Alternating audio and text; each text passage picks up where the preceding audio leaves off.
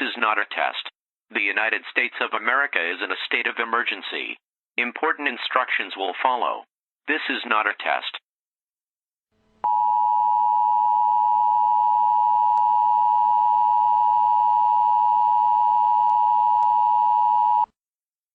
The following message is a recording from emergency broadcast system. Events we are still attempting to explain are taking place throughout multiple cities in the United States. It is a high possibility of this being the result of a terrorist attack or biological warfare. All citizens are advised to evacuate to military quarantine zones immediately. If you are unable to reach a military quarantine zone, remain indoors and have all doors secured. This is not a test.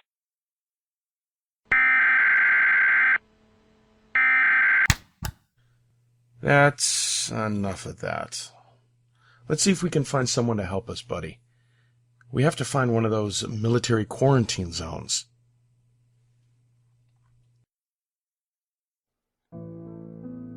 I remember the old world. The world before the Dogscape. Before we had to hunt for food, we would go to the stores. Some would farm. Others would hunt for us. My father would smile as he walked down the aisle of a supermarket and tell me what was good and what was bad, what I could have and what I couldn't. He had the face of a man who had reached happiness, not just with his family, but with himself.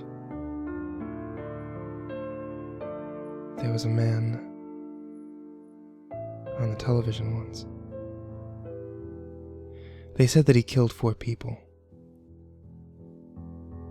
They said he felt no remorse, and the face that he wore told the same story. I wonder what I look like.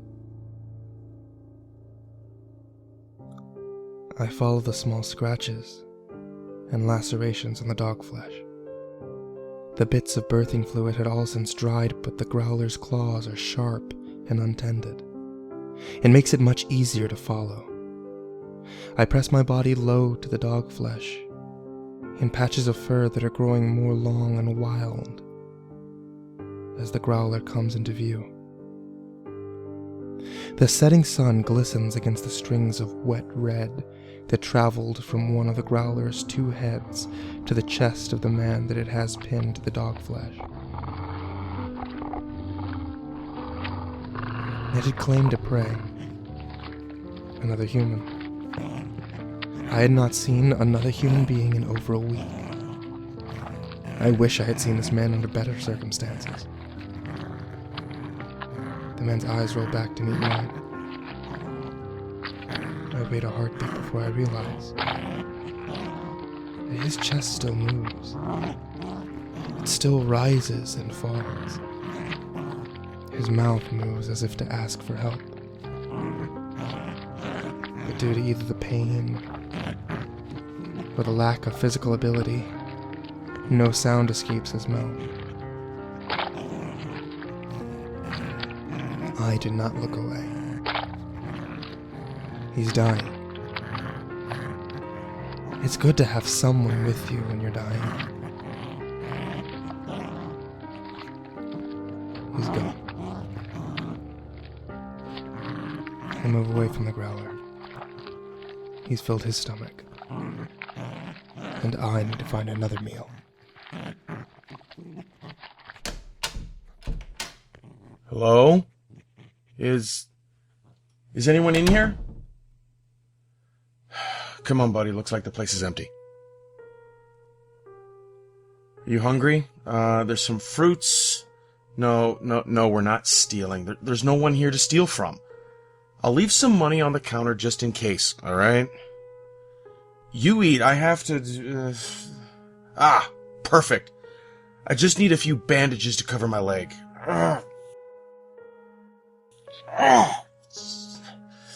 Let me level with you, okay? We've walked pretty far into the city. It's getting dark, and this store seems safe enough of a place to spend the night. But we haven't seen anything from the military or even any signs saying where that quarantine is. Maybe they've already packed up and moved on, or Or maybe whatever was in the city before we got here. That thing that ripped the path through the buildings that we've been avoiding. Maybe it took everyone with it. But don't worry, I'm going to protect you. Nothing's going to harm you here, but I'm really lost with what to do. Yeah? Well, maybe it's better if you don't understand for right now. Because I know I sure as hell don't. I walk in ever-widening circles. The loss of the growler is unfortunate, but I can't bring myself to kill and eat something that has human remains in it. Some have resorted to eating other people. I know that. I cannot. Dad would never let me turn into that. But the man could not have camped far from here. And he wouldn't be needing the tools or food that may still be waiting at his campsite. I move around one particularly wide pillar of dog flesh that jutted several hundred feet into the air. What once was a building in the old world, now a growth of building-shaped bone and muscle. The non-organic structure long since broken down and digested by the dog mother. I peer around the edge of the pillar, cautiously, and straight ahead of me, I see the hut of dog fur. Bushels and bushels pulled tight and thickly together and laid like an old-world teepee. That's it. Near it are scabs and holes in the dog floor. The man was a digger.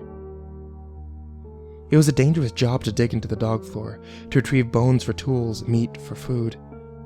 The dog mother heals so quickly, and some who are consumed.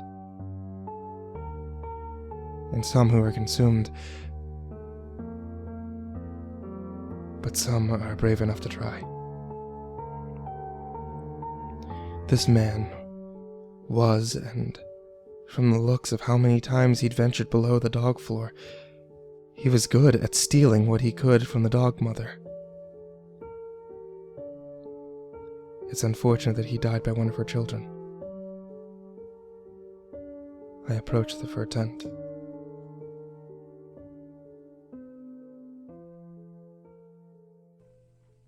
Hey, you awake?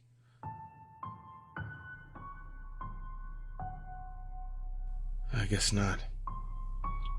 What is that noise? It almost sounds like horses or hoofbeats. I can't see anything out of the window, so maybe it's too far away. I can see it from the roof. Well, the power's still working, thank God for that. Otherwise, I'd be climbing 5 stories by foot. I remember the look of the man on the television. My dad had tried to explain to me that some people are just bad. They were not taught the difference between right and wrong, or the way that they live had changed their right and wrong into one big gray. I remember that I nodded. I told him I understood. But I didn't. I just looked at the picture that they showed of the man who had killed his family, 4 people. He had a look of no remorse. He had the look of a murderer. And he could not have cared less who knew it. As an instinct that I have grown to know, I placed my hand on the bone knife that was pressed against my side by the leathered dog flesh that I wore. I pulled an opening in the dog fur, and I met the eyes of a man. He looked up at me. A young girl and woman at his feet. Their clothes torn. The blood stains his hands. His feet in pools. And worst of all, his lips.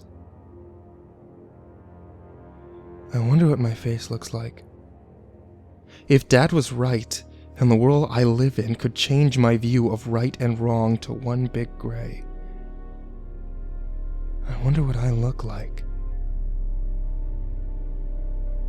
when I decide I have to kill someone.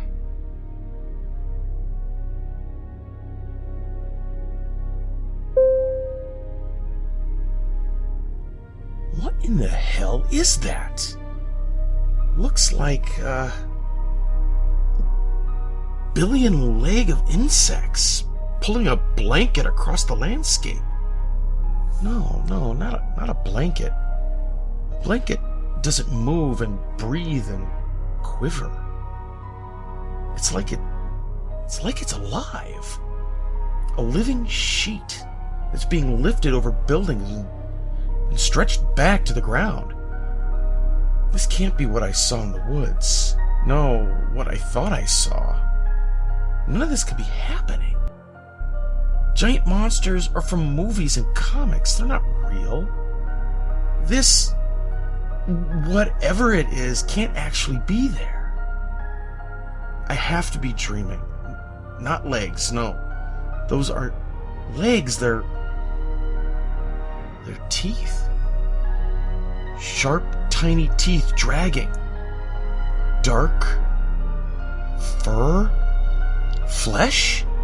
No, get back inside. Oh, God, it's not stopping. It's coming towards us. Go back inside. Go back to sleep right now. Stop. Do not look out there. Listen to me. I don't know what it is, but we'll be safe inside. Now move! Now!